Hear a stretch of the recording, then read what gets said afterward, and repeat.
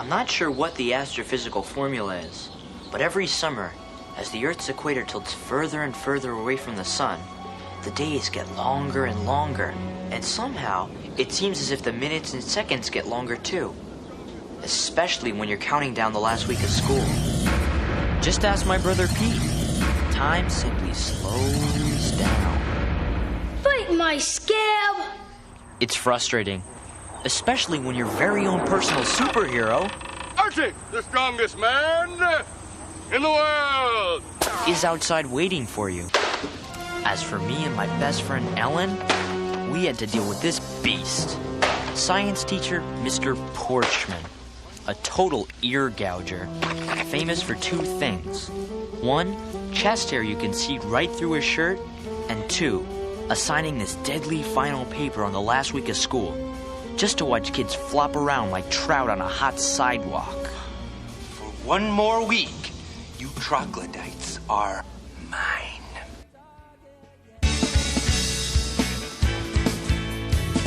It's mighty strange. You looking happily deranged. I can't settle this in bed. Or have you picked your target yet? It's ended.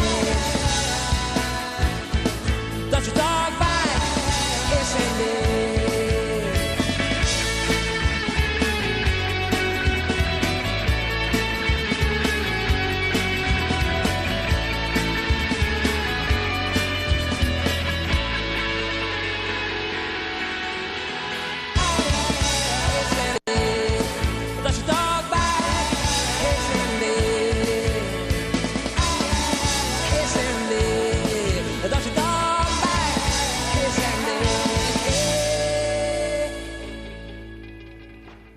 When you look up at the stars and realize what an insignificant speck of lint you are compared to the humongous immensity of the infinite universe, you've got to ask yourself, how much does a final paper really matter anyway? Your paper will be worth 40% of your final grade. It was at precisely that moment that I decided to forget about the universe for a while and concentrate on getting a good grade on that paper instead. 21 pages. Typed, stapled, and on my desk in exactly 147 hours, 22 minutes, and 49 seconds. What topic did you get? The transmission of electromagnetic waves through the universe. Ouch. Mine's the search for complex organic compounds. You mean like aliens? I wish. It's more like analyzing the carbon content in soil samples from Mars. Totally boring. What do you want from a wiper like Porchman? An A. I'd take a B-. The stakes were high. Fail Porchman's famous final paper, and you were doomed to a fate worse than death. Summer school. Having survived a year of mental torture from a man who once made us memorize the 9 rings of Uranus, we didn't want to blow it with only a week to go. So we got to work, and by Wednesday, we had almost all the facts needed to satisfy Porchman's sadistic desires. All we had to do was look up a couple of facts at the Blurkman Planetarium, and the summer would be practically in our pocket. Naturally, Pete and Artie tagged along to work on their lunar ballet and almost got arrested. Thinking quickly, Pete mesmerized a security guard with Petunia's newest dance sensation. She came up with this little number. Just for you. Smitty.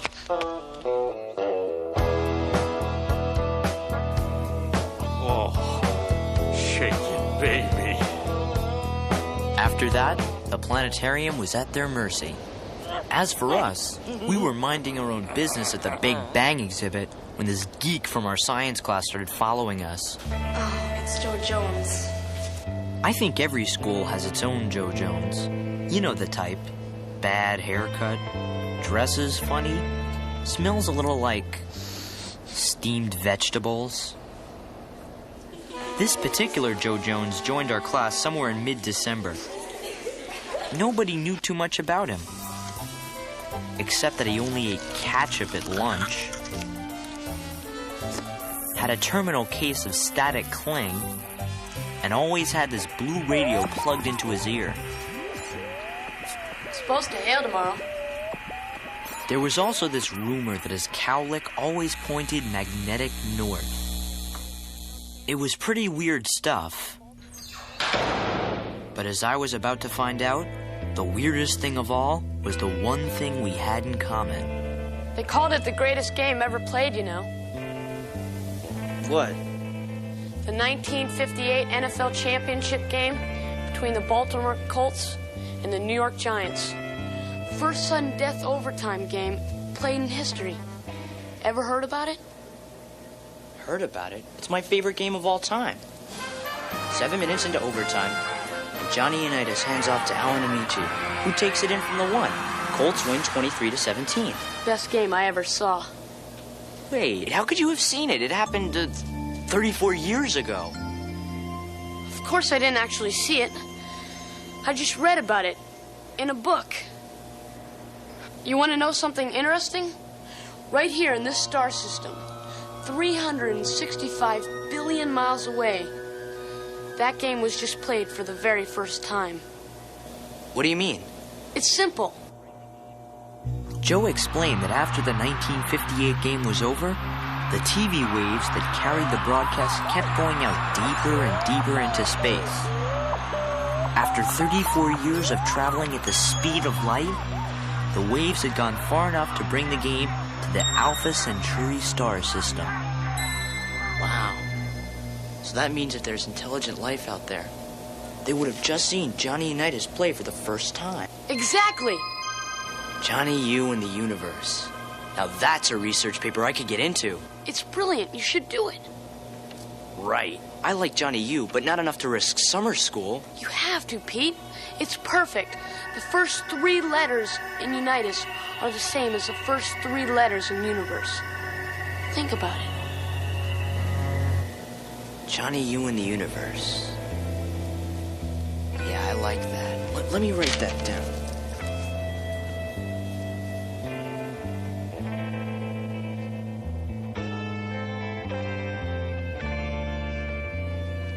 How come aliens never part their hair on the side? I mean, all this scientific speculation on what aliens are supposed to look like. How come you never see an alien with a hair part? No hair? Exactly my point. I mean, who's to say that aliens don't have afros? Or pigtails? Precisely. I mean, what if there were aliens all over the place, but they looked exactly like us? Wow. They could be anybody. The vice president. Or the Pope. Or what about Porchman? No one's above suspicion. Now that would be quite a research paper. Wouldn't it? I'd call it The Search for Extraterrestrial Life on Planet Earth. I think I know just where I'd start looking, too. Cassie's home. Why don't you do it? Find an alien in our town? Sure. You've got 4 days. Besides, I could help you. Do you remember that huge sonic boom in December? What was that all about? I don't know. Porchman would have a total meltdown. But what about the dogs in this town? Haven't they been acting a little suspicious lately? True. But an alien? Here? I mean, what if we don't find anything? Okay, but what if we do? Besides, Mr. Porchman's a scientist. He'd understand. Ha! Alien life on our planet. What about the Bermuda Triangle? Or Stonehenge?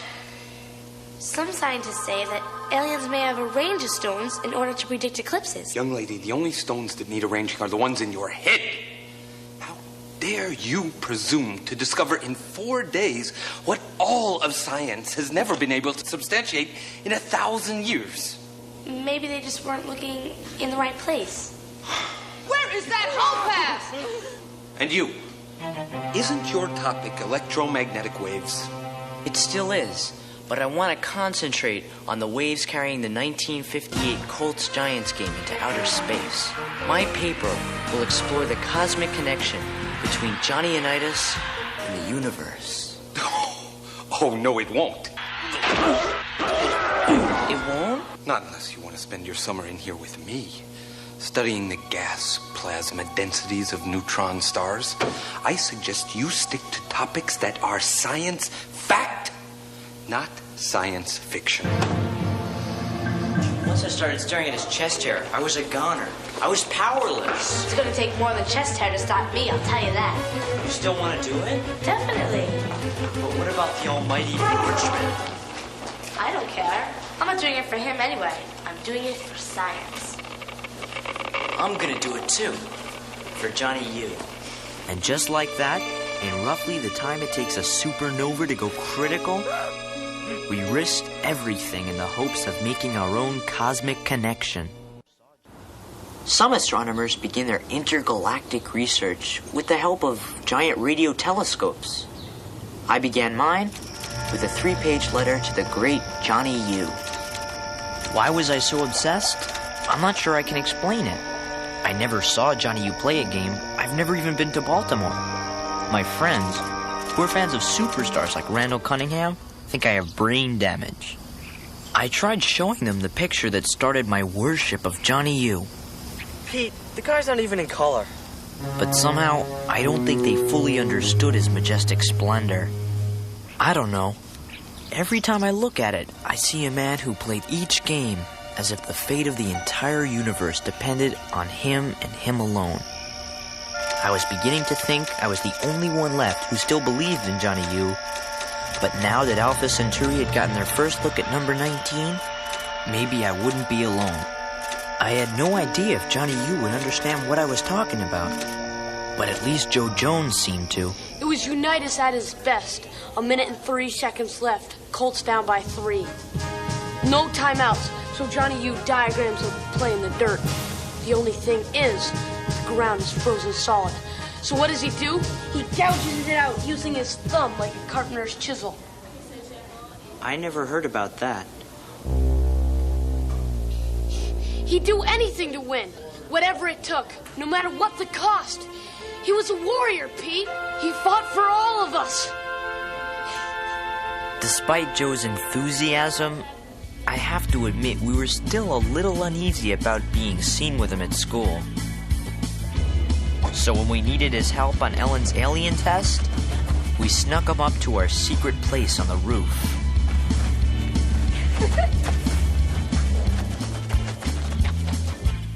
Okay, maybe we should start with basic questions like, how about this? What color's your mucus? Subtle. Here's an idea. Ask them to hop on one foot. If they're new to this planet, they might not be used to our gravity. Great idea. Once Ellen and Joe had the test figured out, they checked out their other leads. Sure enough, there had been a sonic boom that past December. And no record of any planes flying over the area. As for the dogs in town, well, they were acting a bit strange. The only problem? Time was running out. But while the minutes and hours zoomed by for us, time seemed to stand still for poor Artie, who waited for Pete until... Earth to Artie! Earth to Artie! Condition, blue. Hang on, my little Viking! I'm on my way!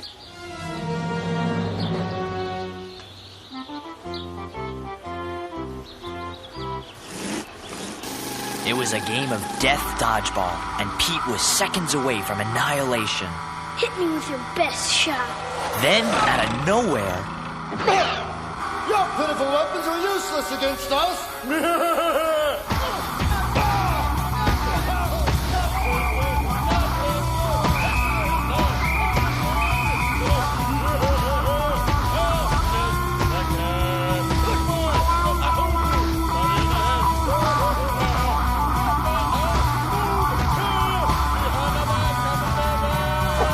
By the time the dodgeball carnage was over, not a single foe is left standing.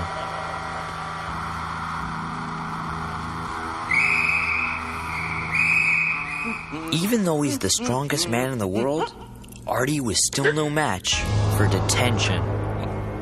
Ellen took advantage of the situation by trying out her alien test on the two most likely candidates on the planet. Okay, I'll say a word and you say the first thing that comes to your mind. Cupcakes, Artie. lemon scented. Let's move on. Ellen was positive that her alien search would end right there in room 116. Regular as refrigerator. 1955. Look at the work, boy. Look at the work. But after thoroughly testing their physical, mental, and bioglandular capabilities, believe it or not, they both checked out. Human. That left just 2 days and the whole town to go. Do you have any oddly shaped scabs? I've got one shaped like a bunny. Describe what you're seeing. Rocks. Can you be more specific? Big rocks.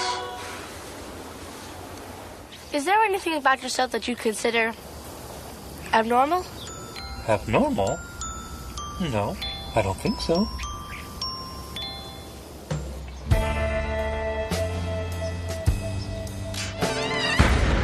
$8,051 humanoids later, Ellen began to get a little desperate. What color is your, mucus? Dad? Things looked pretty hopeless. While Ellen struggled to find her cosmic connection door to door, I hoped for better luck billions of miles into space. With Joe's help, I figured out exactly when the legend of Johnny U would reach such interstellar outposts as Cygnus, Centaurus, Andromeda, and the monstrous Magellan Cluster.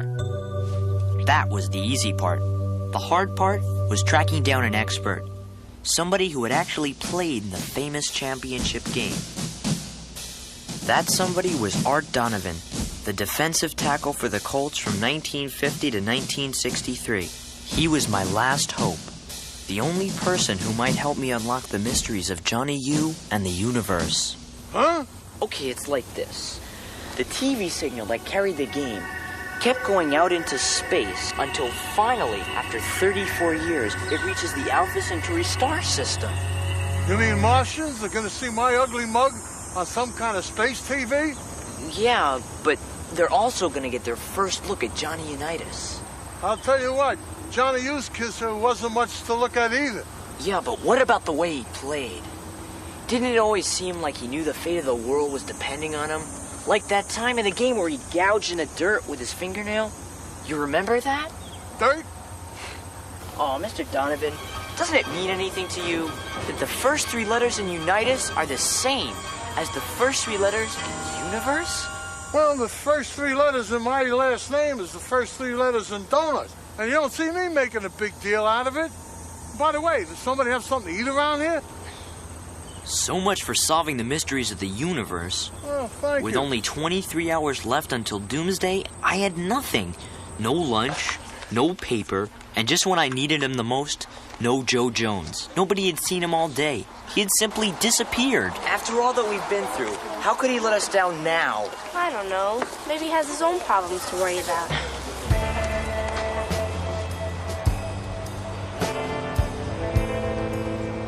With summer school staring us right in the face, our last chance was to test each other and hope for the best.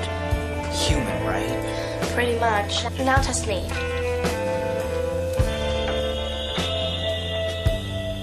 What's my magnetic field reading? Ellen, this is insane. How did we ever let Joe talk us into all this? Porchman's gonna... Wait a minute. We never tested Joe. Of course. That's why he disappeared. He knew we'd find out. Right. The more we thought about it, the more obvious it became. The weird radio, the cow lick, powerful static cling, and most importantly, the greatest game ever played. He must have seen it. That's why he knew so much about Johnny U. He must have seen it on his home planet. It made perfect sense. How could we have been so stupid? It had been Joe all along. Now, all we had to do was find him and maybe our summer would be saved. Come on.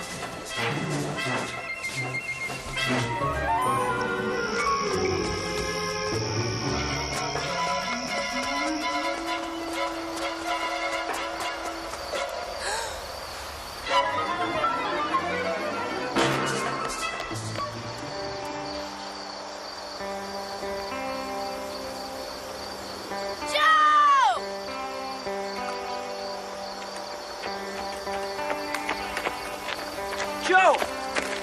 Joe, what are you doing up here? Looking at the stars. Sirius is out tonight. That's the dog star, you know. I wonder why there's no cat star. Joe, our papers are due tomorrow. I know. I haven't even started mine yet. You got us into this, Joe. Now you've got to get us out. I'm sorry. I can't. Yes, you can, Joe. Just answer a few questions. We won't tell anybody. We promise. What about Mr. Porchman? Your final papers? We're not doing it for Porchman. There was no turning back now. The only thing left to do was give Joe the test.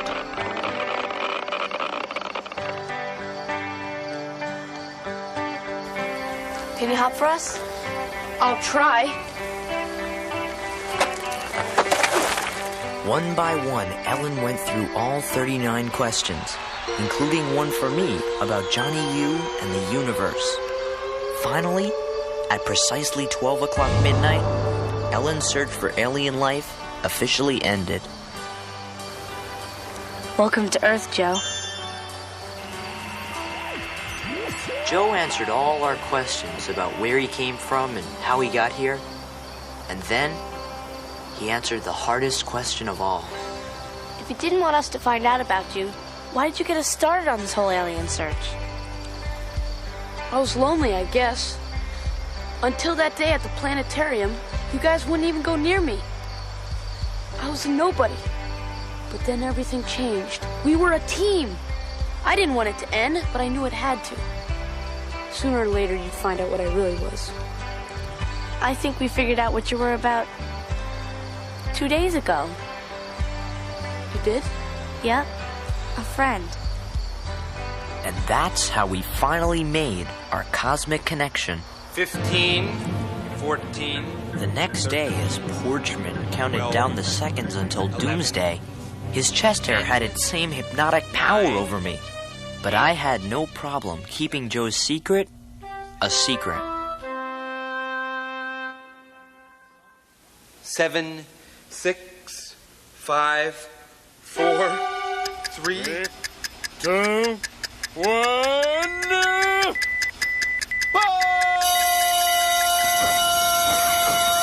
Sure, we'd have to wait a little longer than some people to get our first taste of summer freedom. Take it to Mach 17, Artie. But we didn't care. Because no matter how many rings of Uranus Porchman tried to cram into our brains in summer school, we already knew the most important facts of all. We humans weren't alone in the universe. And now that he'd found us, neither was Joe Jones.